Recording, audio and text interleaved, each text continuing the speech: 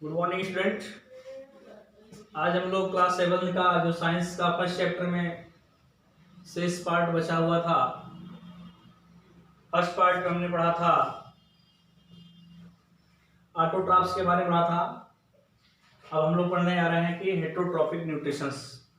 ठीक है, अब हेटरोट्रॉपिक न्यूट्रिशंस क्या है इसके बारे में हम जानेंगे कि हेटरोट्रॉपिक न्यूट्रिशंस आपको ये जानना चाहिए कि हेटरोट्रॉपिक न्यूट्रिशन जो है मतलब इसे बोलते हैं परपोषी पोषण। मीन्स आप इसमें देख रहे हैं दिया है कि the mode of nutrition in organism that can not make their food and depend on other for their food is called heterotrophic nutrition. Means क्या होता है कि जो अपना भोजन स्वयं नहीं बना पाए और अपना भोजन प्राप्त करने के लिए किसी दूसरे पर आश्रित हो, ऐसे को हम क्या बोलेंगे कि ये हेटरोट्रॉपिक है, हेटरोट्रॉपिक श्रेणी में आता है। ठीक है, अब इसमें दिया है कि इसमें एनिमल्स एंड ह्यूमंस, जंतु और मानव, ये दोनों क्या हैं? Animals and humans are heterotrophs, ये दोनों हेटरोट्रॉप्स के अंतर्गत आते हैं। ठीक है, अब भोजन करने के आधार पर आप सीधे कह सकते हैं कि हेटरोट्रॉप्स कैन बी डिवाइडेड 3 जो है टाइप्स भोजन करने के आधार पर। वो फर्स्ट टाइप क्या है जिसको हम बोलते हैं हर्बीवोरस। क्या बोलेंगे? हर्बीवोरस। फर्स्ट क्या है? भोजन करने के आधार पर हम इसे क्या बोलेंगे? हर्बीवोरस। HERBIVORES,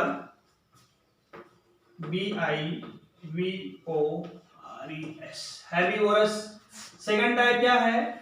सेकंड टाइप पे हम बोलेंगे इसे कार्निवोरस, और थर्ड टाइप पे हम इसका नाम देंगे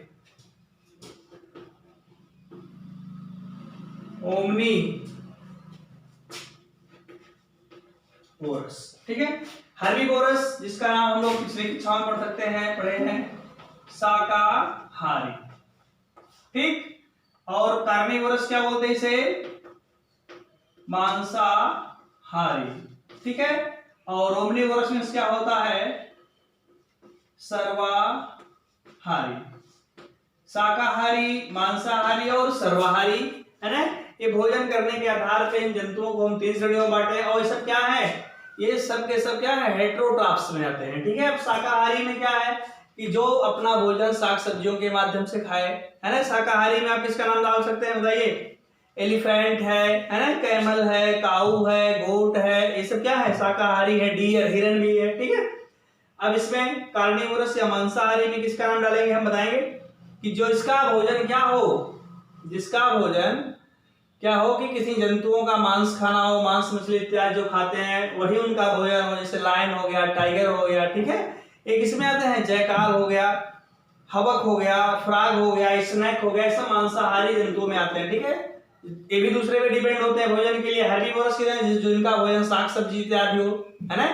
जो घास को खाएं, पेड़ पौधों की पत्तियों को खाएं, वो शाकाहारी में हर्बीवोरस को कहलाते हैं। कार्निवोरस जो मांस इत्यादि मीट मांस को खाते हैं।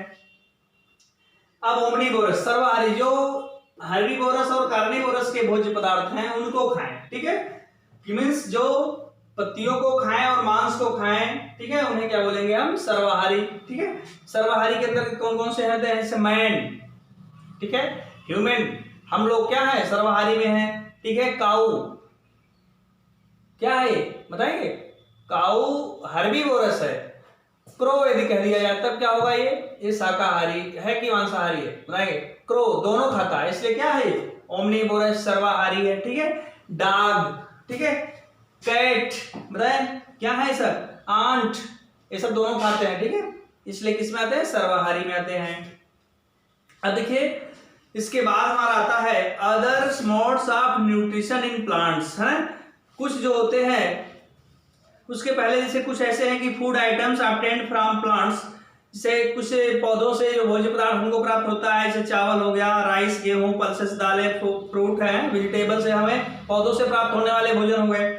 और कुछ भोजन दिया है food items obtained from animals, कुछ जंतुओं से क्या क्या हमको मिलता है? मिल्क हो गया, चीज हो गया, कर्ड, मीट, एग्स, ये सब हमको क्या है? जंतुओं से प्राप्त होने वाले भोजन हो गए और पौधों से प्राप्त होने वाले भोजन हो गए।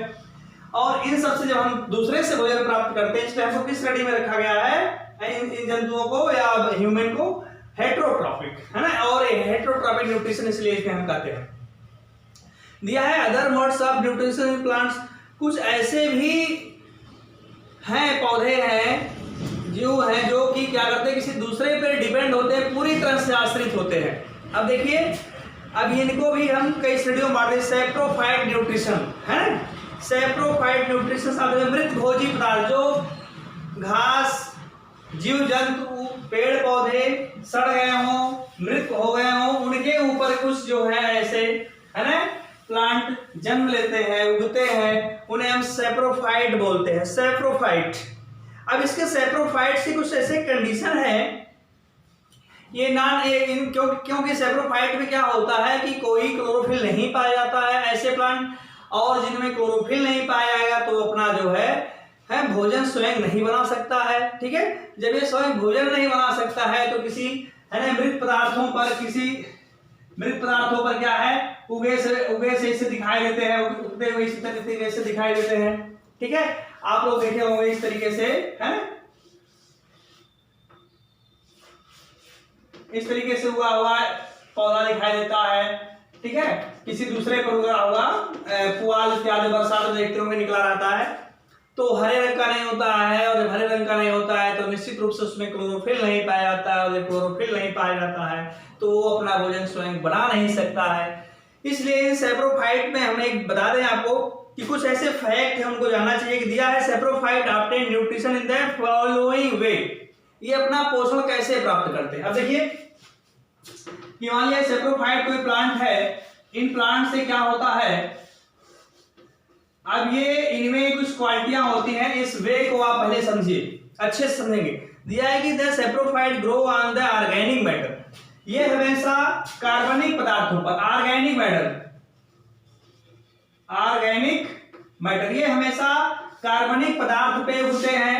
किस पे उगते हैं, कार्बनिक पदार्थ पे उगते हैं। सेकेंड टाइम देखिए, the saprophyte secret digestive juice, अब ये क्या करते हैं, ये क्या करते हैं, एक पाचक जूस का इस पे क्या करते हैं, स्राव करते हैं। ठीक है, इनके बगल से आए, इन प्लांट से क्या होता है, साइड से डाइजेस्टिव जूस इसमें सीक्रेट होता है, प्रवाहित होता है, किस पे, कार्बनिक पदार्थ पे। ठीक है, जब ये कार्बनिक पदार्थ पे सीक्रेट जूस निकलता है तो फिर क्या होता है, थर्ड इसमें digestive juice break down organic matter, ये जो डाइजेस्टिव जूस है ये ब्रेक डाउन करते हैं किसको, ऑर्गेनिक मैटर को, जो कार्बनिक पदार्थ है, इसे छोटे छोटे टुकड़ों में तोड़ देते हैं।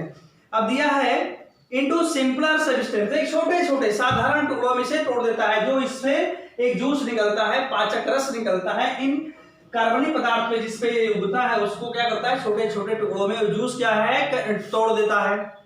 अब दिया है and converted into A solution, और यहाँ एक छोटा सा चिपचिपा टाइप का एक विलयन तैयार हो जाता है।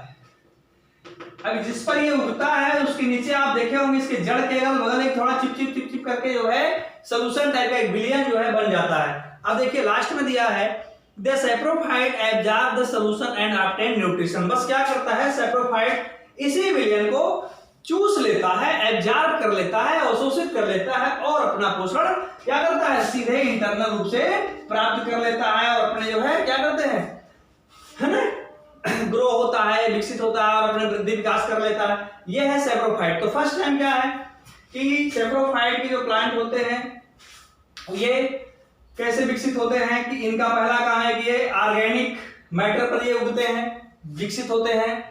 सेकेंड टाइम क्या है कि ये इनके अंदर से, है ना, डाइजेस्टिव जूस निकलता है, और डाइजेस्टिव जूस जो निकलता है वो क्या करता है, थर्ड स्टेज में जाकर के वो जूस क्या करता है कि इस ऑर्गेनिक मैटर को ब्रोकन डाउन छोटे छोटे टुकड़ों में तोड़ देता है, और तोड़ करके उसे कन्वर्ट कर देता है, चेंज कर देता है एक सॉल्यूशन में, और इस सॉल्यूशन को एट लास्ट वाले स्टेज में क्या करता है कि उसे एब्जॉर्ब कर लेता है, चूस लेता है, और अपना न्यूट्रिशन को प्राप्त कर लेता है। ठीक है, इस तरीके से हम जाने इसके बारे में। फिर अगले पेज में आइए, देखिए एक एक्टिविटी है, और जो आप एक्टिविटीज को फंगी है और कैसे ग्रोथ करता है, एक्टिविटीज का थोड़ा सा प्रैक्टिस कर लेंगे वहां। ठीक है, आगे देखिए, अब कुछ पैरासिटिक न्यूट्रिशन दिए हैं, कुछ परजीवी प्रकार के न्यूट्रिशन है ना, हेट्रोट्रॉपिक में कुछ जो है सैप्रोफाइट के बाद पैरासिटिक है, ये भी उसी में आते हैं, ठीक है।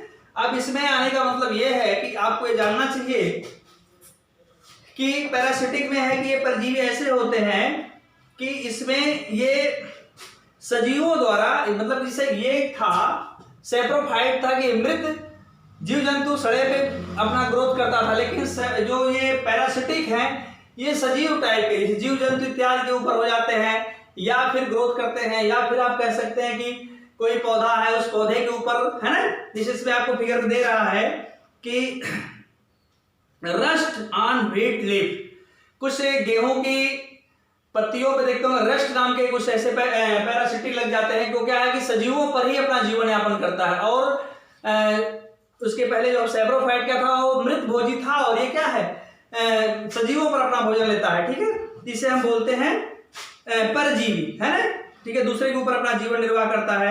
यह दो प्रकार के होते हैं, टोटल पैरासिटिक और partial parasitic. Total parasitic means होता है कि इनका वह पैरासिटिक कि वह परजीवी कि जो अपना सब कुछ जो है उसे, है ना, कि एक ही जिस पर वो आश्रित हो उसके ही माध्यम से अपना पूरा भोज्य पदार्थ ग्रहण करे। और पार्शियल के मीन्स होता है कि वो कभी कभी स्वतः होने के बाद भी किसी दूसरे के संपर्क में आने से उससे अपना भोजन ग्रहण कर ले, जिसे तो टोटली पार्शियल का आप उदाहरण आप जान जाए होंगे कि इसमें दिया है कि रिफ्लेसिया एक जो है टोटल जो है पैरासिटिक प्लांट है, और एक देखे होंगे कि आप सैंडलवुड, ये जो है पार्शियल जो है पैरासिटिक प्लांट में आते हैं, ठीक है।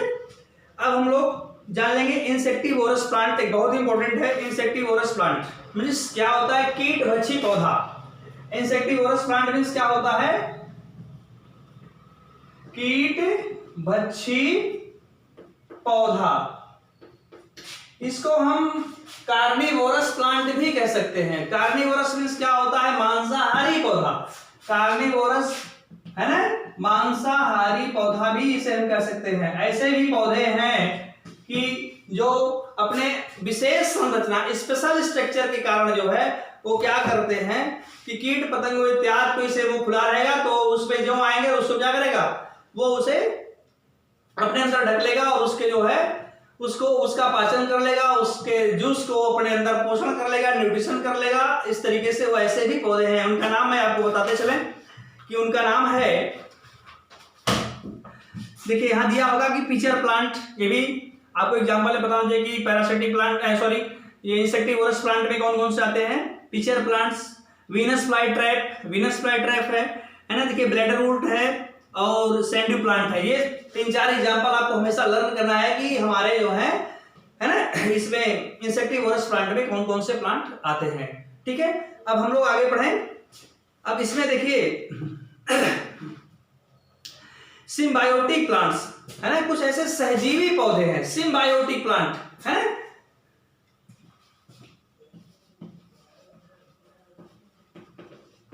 सिम्बायोटिक प्लांट सहजीवी पौधा।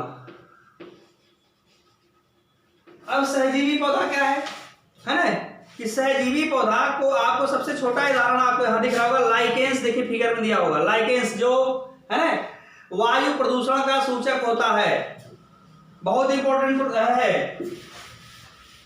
एक ऐसा प्लांट आपको नाम मिलेगा कि air pollution indicator, air pollution indicator है ना।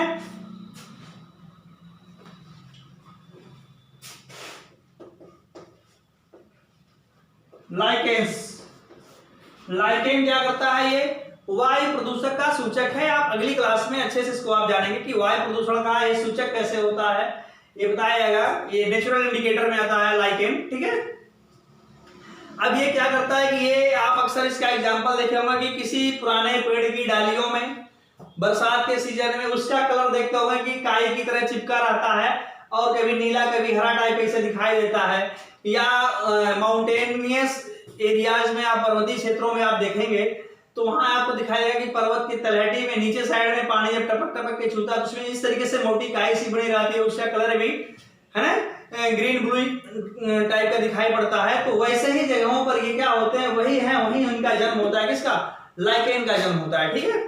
और ये भी पौधे होते हैं और ये इस तरीके से अपना जो है उनसे अवशोषण करके अपना भोजन प्राप्त करते हैं, ऐसे को बोलते हैं सिम्बायोटिक प्लांट। और हवा के में उपस्थित ऑक्सीजन, कार्बन डाइऑक्साइड इत्यादि को अवशोषित कर लेते हैं, नाइट्रोजन को ले लेते हैं।